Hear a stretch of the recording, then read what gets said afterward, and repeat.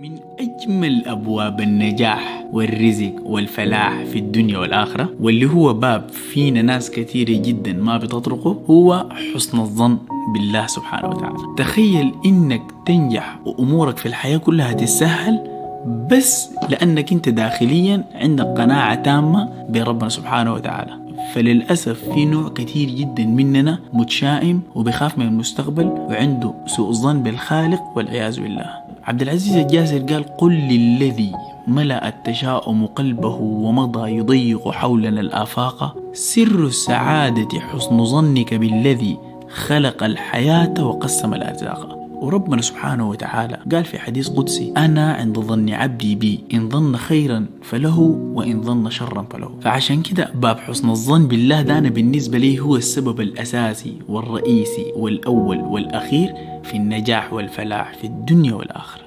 من أجمل أبواب النجاح والرزق والفلاح في الدنيا والآخرة، واللي هو باب فينا ناس كثيرة جدا ما بتطرقه، هو حسن الظن بالله سبحانه وتعالى. تخيل إنك تنجح وأمورك في الحياة كلها تتسهل بس لأنك أنت داخليا عندك قناعة تامة بربنا سبحانه وتعالى. فللأسف في نوع كثير جدا مننا متشائم وبيخاف من المستقبل وعنده سوء الظن بالخالق والعياذ بالله.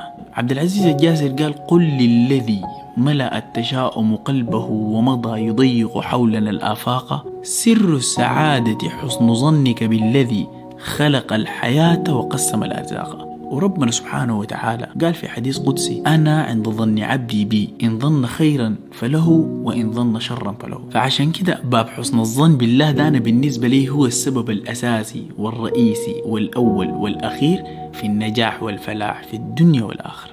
من أجمل أبواب